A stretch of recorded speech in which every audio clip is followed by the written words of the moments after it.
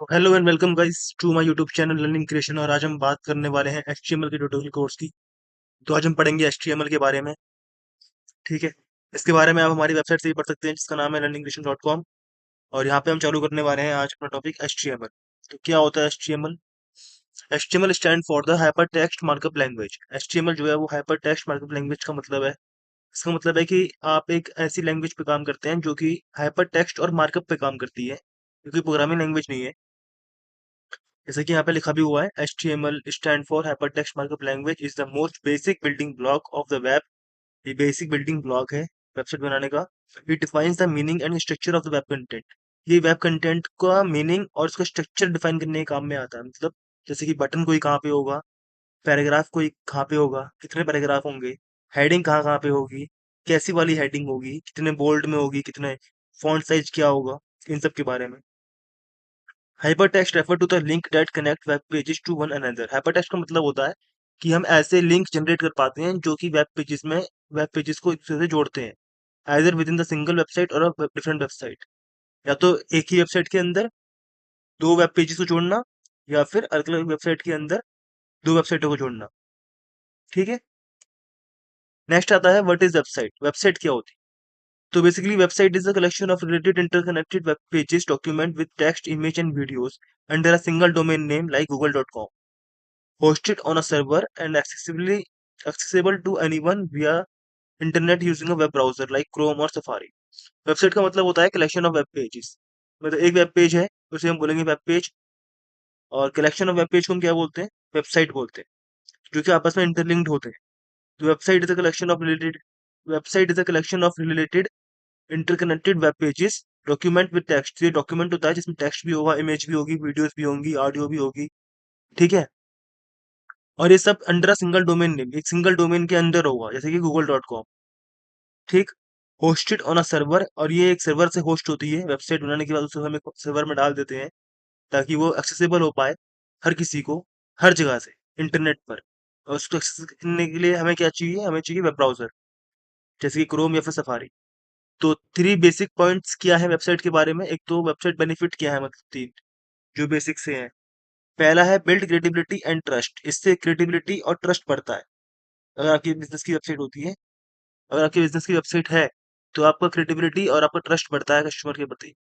Second है provide 24/7 accessibility. आपकी website के माध्यम से 24/7 एक्सेसिबिलिटी प्रोवाइड करा सकते हो आप अपने काम की। ठीक है, जो भी आप काम करते हो उसके बारे में। Showcase product and services. आपकी सर्विसेज और आपके प्रोडक्ट को शोकेस करने के काम में आती है वेबसाइट। ठीक है। नेक्स्ट है वेब डिजाइनर।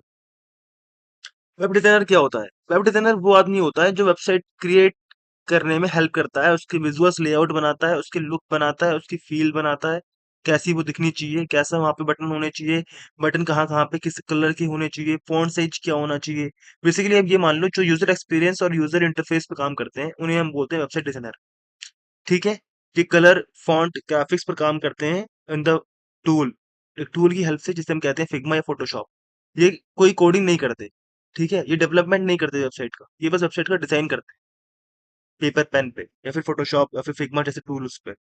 इन्हें कोडिंग का कोई नॉलेज नहीं होता। नेक्स्ट आता है वेब डेवलपर। तो web developer builds and maintain website and web application. Web developer जो होता है वो वेबसाइट और वेब एप्लीकेशन को बनाता है। इसको कोडिंग का नॉलेज होता है, इसको HTML CSS JavaScript node react ये सब आता है। नोड रिएक्ट हम आगे पढ़ेंगे, अभी हम एचटीएमएल तक ही रहते हैं। लेकिन इसे फ्रंट एंड और बैक एंड, फ्रंट एंड मतलब जो क्लाइंट देख रहा है, जो आप देख रहे हो, जिससे आप इंटरेक्ट हो रहे हो।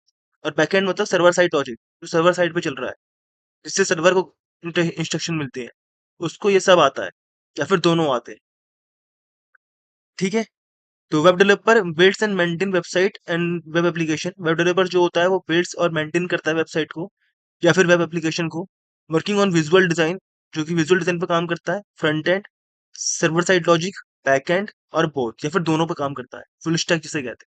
यूजिंग लैंग्वेज लाइक, कौन सी लैंग्वेज का इस्तेमाल करके? जैसे कि HTML CSS JavaScript, creating functional appealing and user friendly online presence experience, जिससे कि आपकी वेबसाइट की एक फंक्शनल वेबसाइट बन पाए, अपीलिंग वेबसाइट बन पाए, यूजर फ्रेंडली वेबसाइट बन पाए। ये है डिफरेंस वेब डिजाइनर और वेब डेवलपर का। ठीक है। नेक्स्ट आता है client server two tier architecture. इससे पहले डायग्राम दिखाना चाहूंगा मैं आपको। ये एक डायग्राम है, यहाँ पे एक क्लाइंट साइड है, एक सर्वर साइड है, रिक्वेस्ट और रिस्पॉन्स है। ये है आप,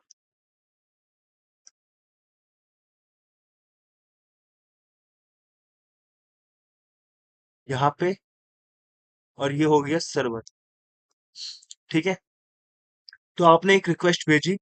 रिक्वेस्ट आप भेजेंगे एचटीटीपी फॉर्मेट में। रिक्वेस्ट हमेशा एचटीटीपी फॉर्मेट में ही जाती है।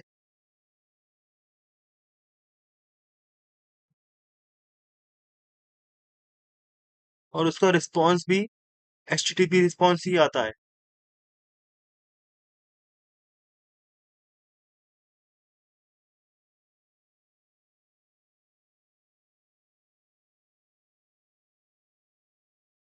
ठीक है, तो ये ध्यान देने वाली बात है कि एक क्लाइंट होता है, एक सर्वर होता है।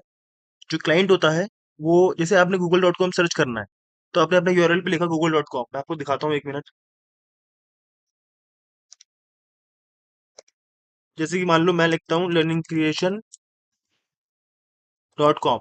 अब जैसे ही मैं एंटर करूंगा, यहाँ पे learningcreation.com गूगल ने एक रिजल्ट दिखाया। मैं इस पे क्लिक करता हूँ, तो लर्निंग क्रिएशन की वेबसाइट खुल जाएगी। अभी यहाँ पे क्या होता है, ये देखिए यहाँ पे लोड हो रहा है। तो इसका मतलब ये रिक्वेस्ट जा रही है। ठीक है, और जीटीपी रिस्पॉन्स जा रहा है, एचटीटीपी रिस्पॉन्स आ भी रहा है।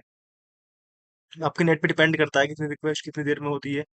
देखिए जैसे खुल चुका है, तो ये रिक्वेस्ट गई। तो वापस हम चलते हैं अपनी वेबसाइट पे।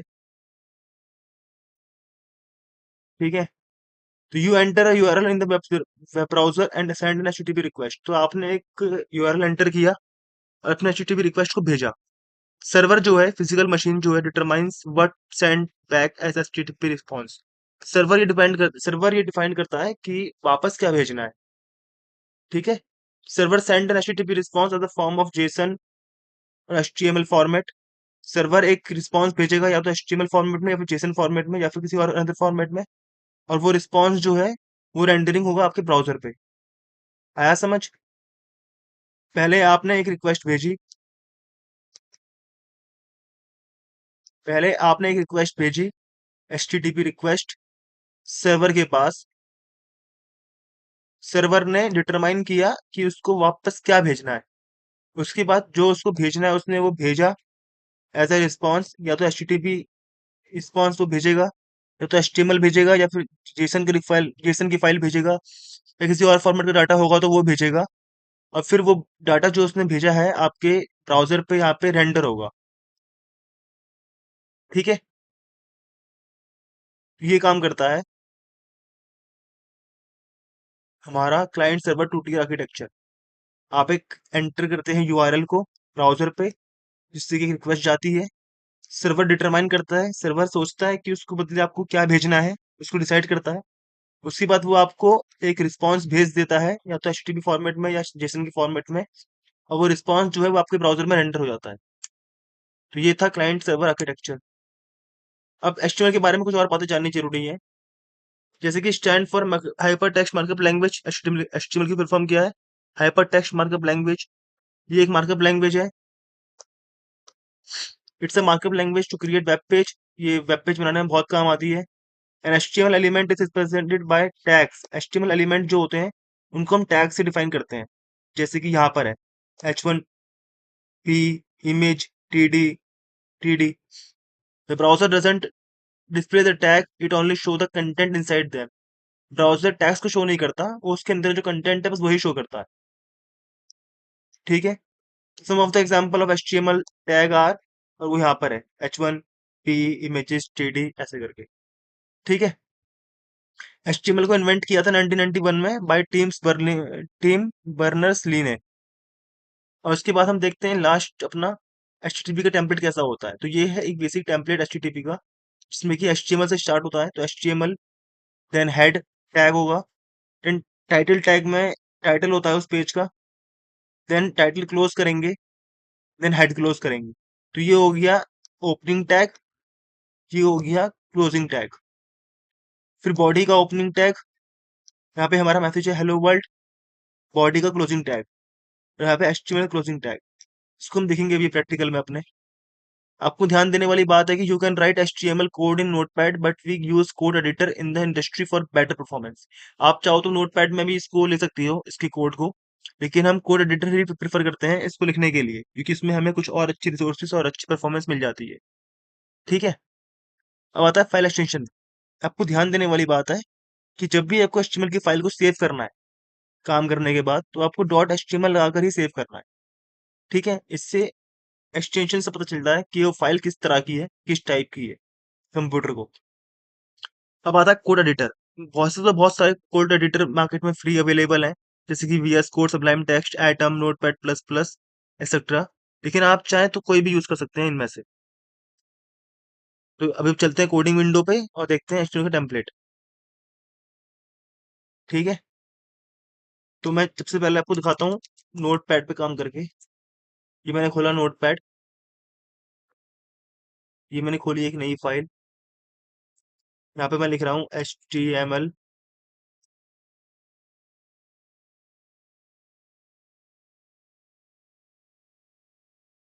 मैं इसका फॉन्ट साइज बड़ा कर सकता हूँ क्या?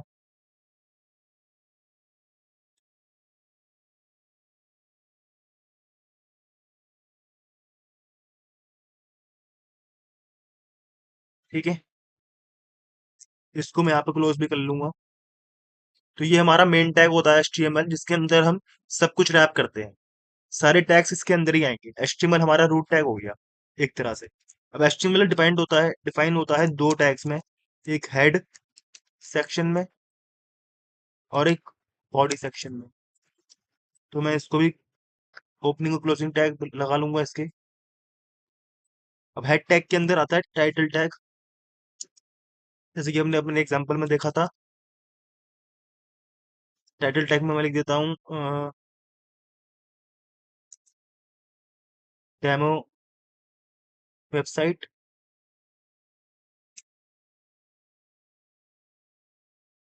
और हेड क्लोज्ड। अब बॉडी में हम जो लिखेंगे वो हमें ब्राउजर में शो होगा।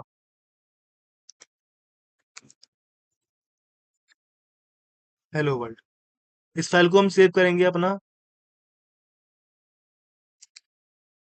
demo.html करके, इसे कर लेंगे ऑल फाइल,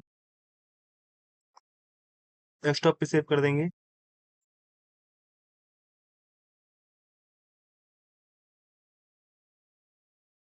ये रही हमारी डेमो फाइल और ये रहा हेलो वर्ल्ड।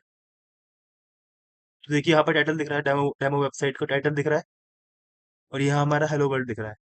और हमने टैग्स में जो कुछ भी लिखा था, अब अगर मैं इसमें टैग जोड़ता हूँ, लाइक मैं यहाँ पे टैग जोड़ रहा हूँ H1 टैग, हेडिंग के लिए होता है ये टैग। हेडिंग के लिए H1 से लेकर के H6 तक के टैग होते हैं।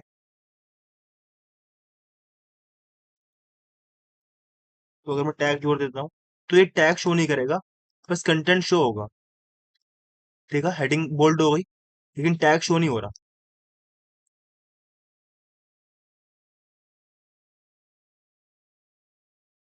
टैग दिख रहा है H1, लेकिन ये टैग यहाँ पे शो नहीं हो रहा। तो ये होता है एक डेमो वेबसाइट है, एक बहुत ही बेसिक स्ट्रक्चर मैंने डिफाइन किया है यहाँ पे HTML का। टाइटल हमारा जो होता है वो हमें ऊपर शो होता है, और बॉडी में हमें क्या शो होता है, जो भी हम बॉडी के अंदर लिखते हैं। अब मान लो मैं यहाँ पे एक और हेडिंग लिख देता हूँ H2 के नाम से, दिस इज सब हेडिंग।